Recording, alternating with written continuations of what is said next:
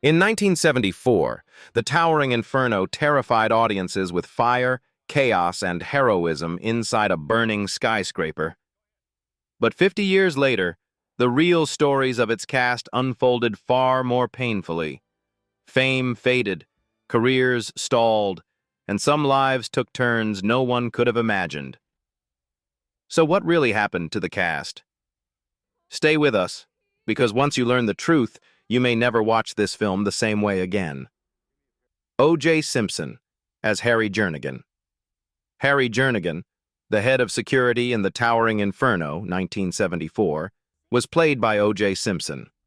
At 27 years old, he entered the film with the physical authority of a world-class athlete, projecting calm strength amid catastrophe. The role marked his most visible step into serious Hollywood filmmaking. At that moment, his future looked limitless. Orenthal James Simpson, born July 9, 1947, in San Francisco, California, carried into acting an identity already shaped by overwhelming fame. In the mid-1970s, his challenge was not obscurity, but containment. Hollywood struggled to see him as anything other than a sports phenomenon. Even after strong work in films like Capricorn 1, 1977, casting decisions became cautious, filtered through his public image rather than his performances. The pressure to constantly prove legitimacy as an actor created a quiet professional tension that never fully eased. As the years passed, career stress intensified into collapse. By the 1990s, Simpson's work opportunities evaporated almost completely, leaving him professionally frozen while his name dominated headlines for reasons unrelated to film. Later appearances, including cultural aftershocks from the Naked Gun legacy, felt disconnected from the industry that once courted him. Acting became a closed chapter, replaced by isolation, legal strain, and the slow erosion of purpose. Illness entered late but decisively. Simpson disclosed struggles consistent with chronic neurological decline, including memory lapses and speech difficulties, which doctors publicly linked to possible CTE from years of football trauma. In 2023, he was diagnosed with prostate cancer, beginning chemotherapy while insisting publicly that he was still okay. In the final years before his death, Simpson lived largely out of public view in Las Vegas, relying on NFL and SAG pensions while making limited public appearances and brief online statements. He canceled scheduled memorabilia signings as his health worsened and spent his last days surrounded by family. Sadly, he passed away on April 10, 2024, at 76 years old from prostate cancer. His estimated net worth of around $3 million reflected survival rather than prosperity, a stark ending to a life once defined by unstoppable momentum. Robert Wagner as Dan Bigelow. Dan Bigelow, the public relations executive trapped in the towering Inferno, 1974, was portrayed by Robert Wagner. At 44 years old, he brought controlled restraint and quiet panic to the role. His performance reflected a man skilled at managing perception, suddenly stripped of control. It was a fitting image for his career at that stage. Robert John Wagner, Jr., born February 10, 1930, in Detroit, Michigan, had already endured decades of professional pressure by the mid-1970s. Transitioning from Golden Age cinema into television demanded constant reinvention. While series like It Takes a Thief and later Heart to Heart kept him visible, the effort to remain relevant across eras created persistent strain. Success was steady, but never effortless. Career tension deepened after 1981, when public attention shifted from his work to unresolved questions that followed him everywhere. Even as he continued acting, later embracing self-aware roles, such as Number 2 in Austin Powers, International Man of Mystery, 1997, every achievement existed under a cloud. Professional recognition became fragile, easily overshadowed, forcing him to work within a narrowed emotional space where silence became survival. Physically, Wagner avoided major public illness, but the toll of long-term stress, grief, and aging shaped his later years. Decades of scrutiny, Reopened investigations and constant speculation exacted a psychological price rarely acknowledged on screen. By his late 80s and 90s, he withdrew almost entirely, choosing controlled distance over exposure, preserving stability as his energy declined. Today, Wagner is 96 years old, living quietly and no longer pursuing active roles. His public presence has been limited to archival recognition and legacy discussions tied to Heart to Heart and Austin Powers. His estimated net worth of around $20 million reflects a career built on endurance rather than spectacle. Richard Chamberlain as Roger Simmons. Roger Simmons, the cost-cutting son-in-law whose greed triggers the disaster in the towering Inferno, 1974, was portrayed by Richard Chamberlain. At 40 years old, he stepped into the film as a rare on-screen villain, abandoning his romantic image. The role exposed a colder, morally compromised side that shocked audiences. It marked a turning point in how Hollywood perceived him. George Richard Chamberlain, born March 31, 1934, in Los Angeles, California, spent much of his career battling an invisible war with the industry itself. After becoming a television idol in Dr. Kildare, he was boxed into an image of perfection that quietly suffocated his artistic freedom. Attempts to break away through darker roles and ambitious projects often came with resistance, skepticism, and the unspoken threat of career damage. Even acclaimed performances in The Three Musketeers and The Last Wave could not fully dismantle the expectations placed on him. As his career evolved, internal strain deepened into exhaustion. While he reached creative peaks as the so-called king of the miniseries in Shogun, 1980, and The Thornbirds, 1983, the pressure to maintain a carefully constructed public persona became overwhelming. Recognition arrived. Golden Globes, Emmy nominations, but it came at the cost of authenticity. Hollywood rewarded success while silently punishing deviation, forcing him to retreat repeatedly to the stage to survive artistically. In later years, physical decline compounded emotional fatigue. Chamberlain suffered a stroke in 2025, a devastating event that followed years of gradual health vulnerability. The illness arrived quietly, cutting short his final chapter after decades of disciplined endurance. Even as he continued appearing in selective roles, including Twin Peaks, The Return, 2017, his strength waned and public life narrowed to reflection rather than performance. Later, Chamberlain lived largely away from the spotlight, supported by royalties, residuals, and the success of his memoir, Shattered Love. Sadly, he passed away on March 29, 2025, at 90 years old, from complications of a stroke in Hawaii. His estimated net worth of around $10 million reflected not excess, but longevity, earned through persistence, reinvention, and a lifetime spent navigating the cost of silence.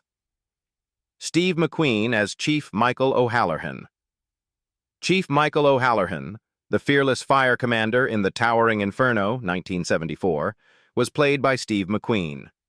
At 44 years old, he embodied controlled chaos, authority under pressure, and physical defiance. The role cemented him as Hollywood's ultimate anti-hero. It also intensified the conflicts that defined his final years. Terrence Stephen McQueen, born March 24, 1930, in Beech Grove, Indiana, carried professional pain beneath global success. By the early 1970s, he was the highest-paid actor in the world, yet constantly at war with studios and directors. Demands for creative control, equal billing, and higher pay made him powerful, but isolated. Even triumphs like Bullet and Papillon came wrapped in confrontation, leaving him admired and feared in equal measure. As fame peaked, strain turned corrosive. McQueen pushed his body relentlessly, performing dangerous stunts and racing competitively while filming projects like Le Mans and The Getaway.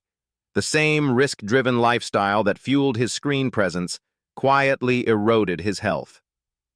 Behind the scenes, Exhaustion and dependency blurred discipline into self-destruction, even as audiences saw only strength. Illness arrived brutally.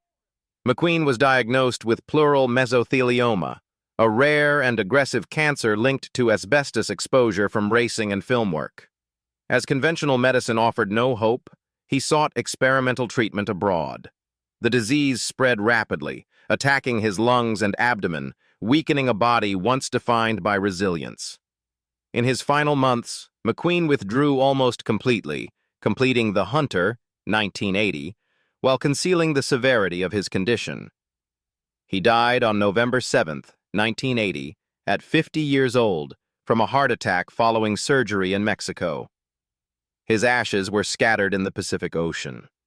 With an adjusted net worth estimated around $30 million, his legacy endures not as wealth, but as a life burned intensely, and far too fast.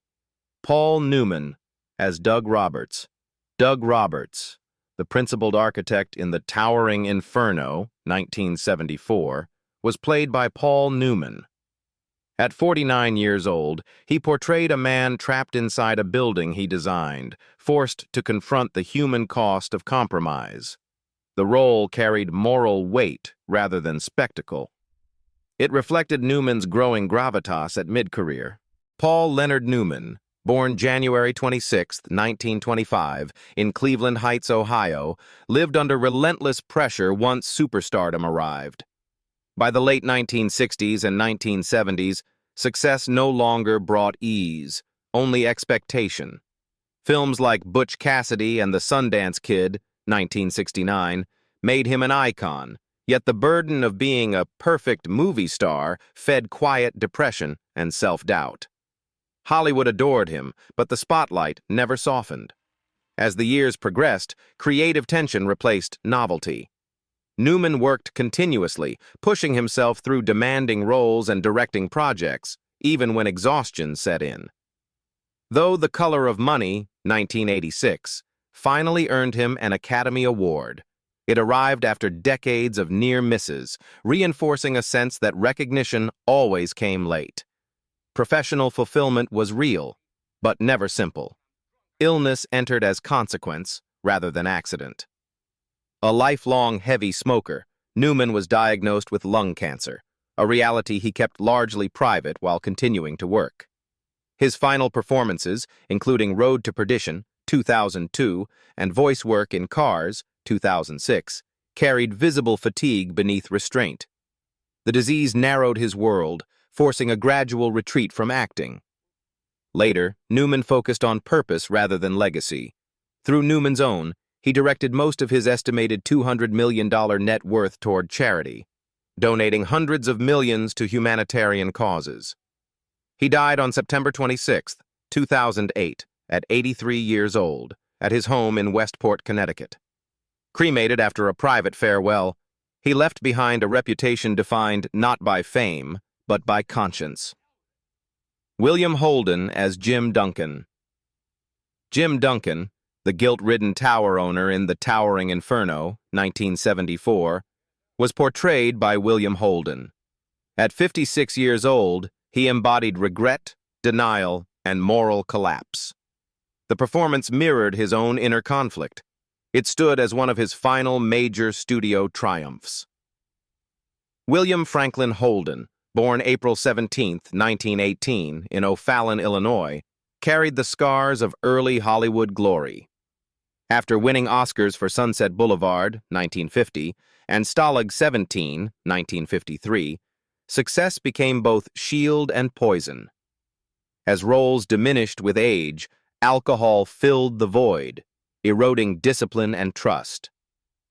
The industry that once worshipped him slowly stepped back.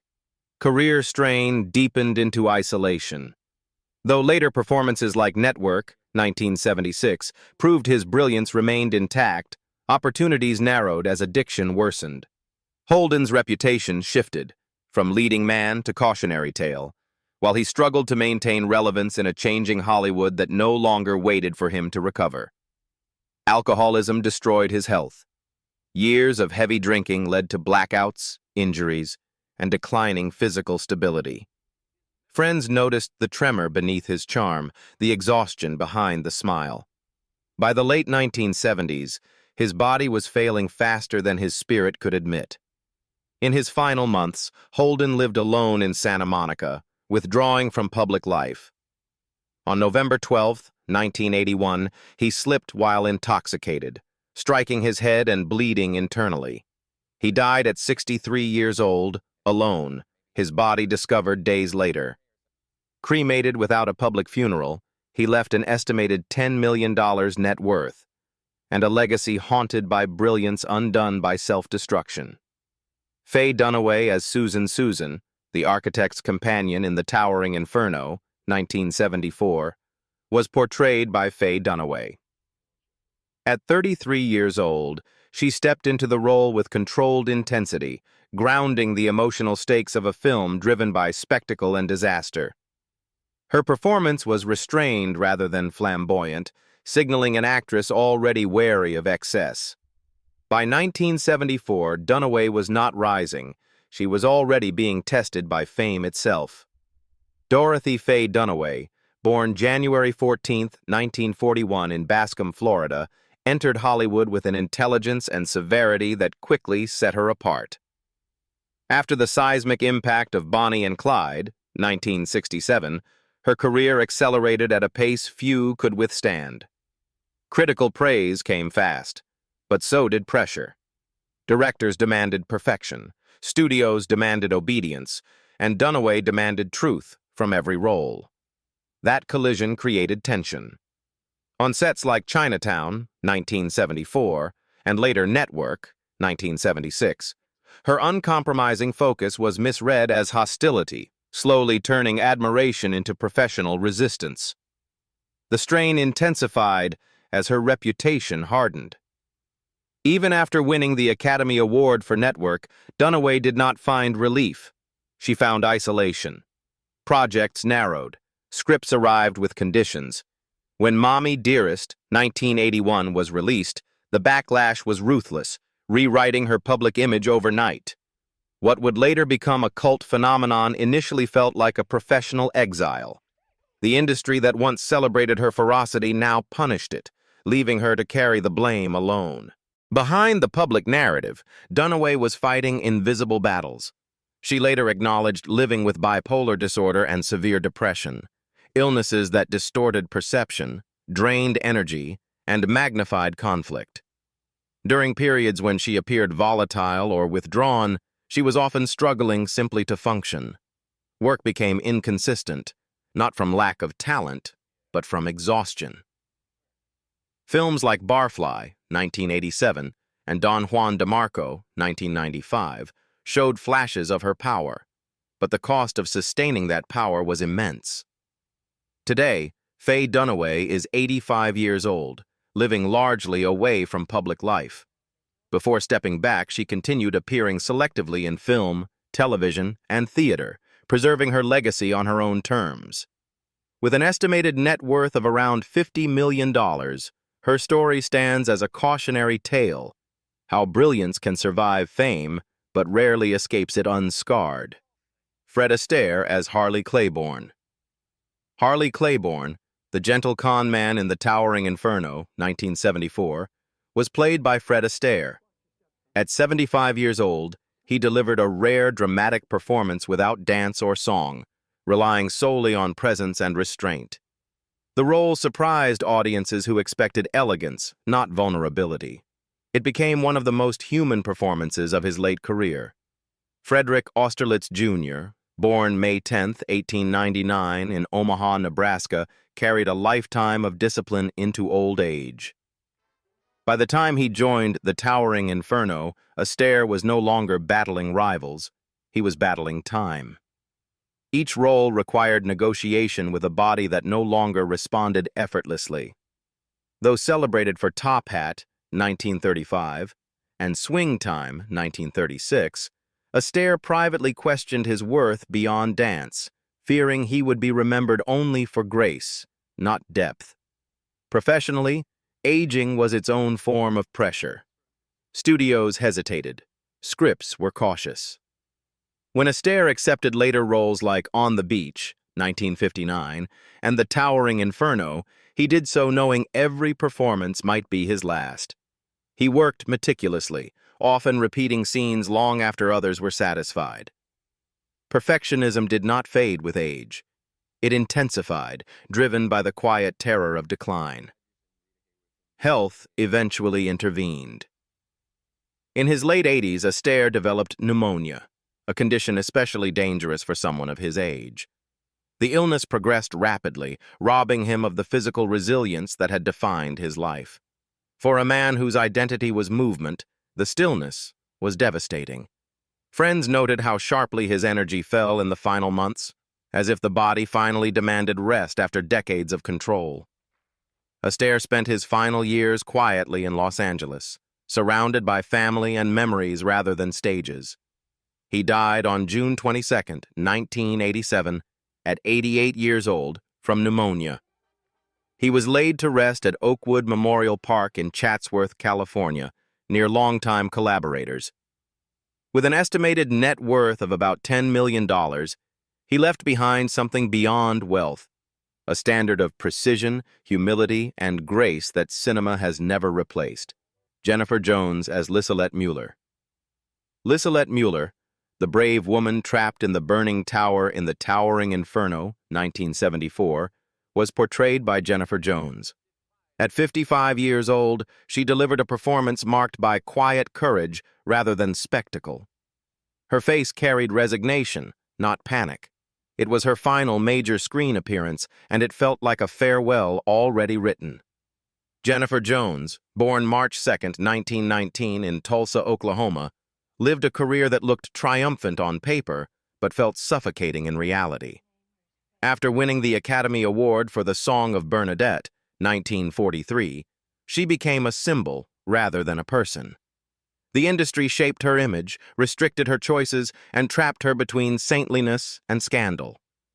Films like Duel in the Sun, 1946, brought acclaim, but also controversy that followed her for decades, eroding her confidence instead of strengthening it. By the late 1960s, the emotional toll became unbearable. In 1967, after years of professional pressure and personal loss, Jones attempted suicide by overdosing on barbiturates near the Malibu cliffs. She survived, but the damage was irreversible. She entered a long battle with severe depression, one that stripped away her desire to perform. Even when she returned briefly to acting, the joy was gone. Performance became endurance, not expression. Her final return in The Towering Inferno was not accidental. The role of Lissalette, calm, dignified, doomed, mirrored her internal state. The Golden Globe nomination she received felt hollow compared to earlier triumphs. After the film, she withdrew almost completely, redirecting her life toward mental health advocacy following further family tragedy. She founded a foundation dedicated to education and destigmatization, quietly reshaping her legacy away from screens. Finally, Jennifer Jones died on December 17, 2009, at 90 years old, from natural causes. She was cremated, her ashes interred beside David O. Selznick at Forest Lawn Memorial Park in Glendale, California. With an estimated net worth of $20 million, much of it redirected toward philanthropy, her life stands as a portrait of Hollywood's most painful paradox: immense honor and unbearable cost. Robert Vaughn as Senator Gary Parker. Senator Gary Parker, the calculating political figure in The Towering Inferno, 1974, was played by Robert Vaughn. At 42 years old, he brought icy restraint and moral ambiguity to the role. His performance reflected authority without warmth. It was a role that echoed the typecasting that quietly defined his career. Robert Francis Vaughn was born November 22, 1932, in New York City, into a life surrounded by performance yet haunted by instability. Though widely admired for his intelligence and control, Vaughn was repeatedly boxed into roles of antagonists, politicians, and men of power. Even after the massive success of The Man from UNCLE, the industry struggled to see him beyond calculated detachment. Films like Bullitt, 1968, reinforced that image, even as it limited him. Professionally, Vaughn fought a subtler battle than scandal: typecasting. He worked constantly, across film and television, but rarely escaped the shadow of earlier roles. While others faded, he endured, appearing in everything from Superman 3, 1983, to later television revivals. The consistency masked frustration. He was respected, but rarely reinvented. His career became one of survival rather than reinvention. In his later years, a far more serious enemy emerged. Vaughn was diagnosed with leukemia, a disease he battled quietly for over a year. Treatments weakened him, but he remained mentally sharp, continuing public appearances when possible. The illness progressed steadily, draining his strength while leaving his voice intact. A cruel irony for a man defined by clarity and control. Robert Vaughn died on November 11, 2016, at 83 years old, in hospice care in Danbury, Connecticut, after complications from leukemia. His estimated net worth of $5 million reflected a career built on longevity rather than excess. He was remembered not for scandal, but for endurance, a man who lasted even when the roles narrowed and the body failed.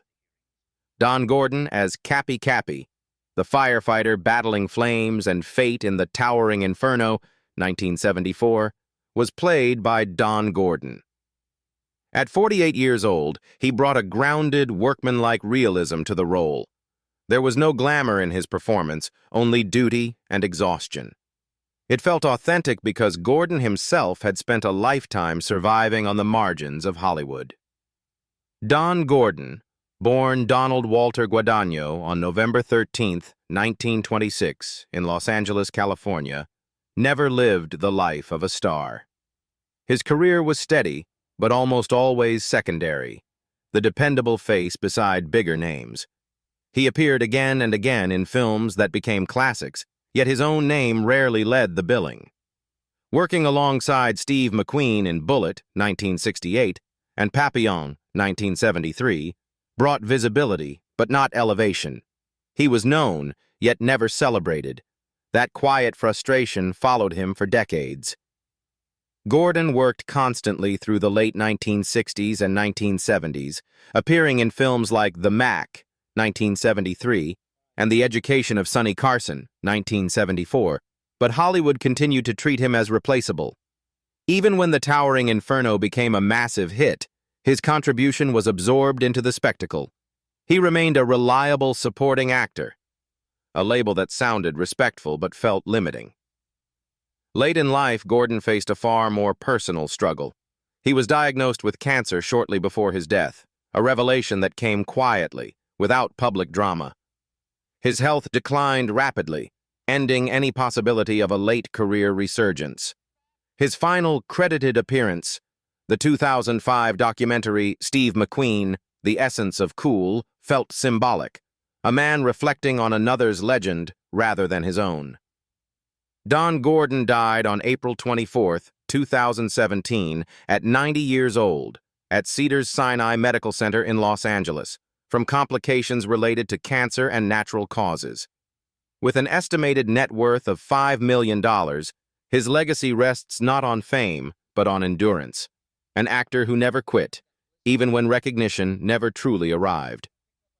Gregory Sierra, as Carlos, a resident caught inside disaster in the towering Inferno, 1974, was portrayed by Gregory Sierra. At 37 years old, he delivered intensity in brief moments rather than grand speeches. His presence was strong but fleeting. Like many of his roles, it ended too soon.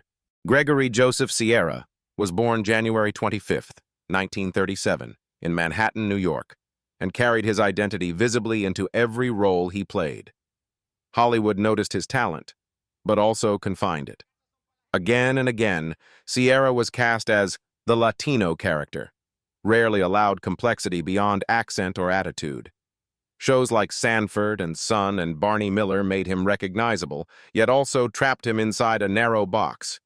Professionally, Sierra worked harder than most. From Papillon, 1973, to Miami Vice, from All in the Family to Star Trek.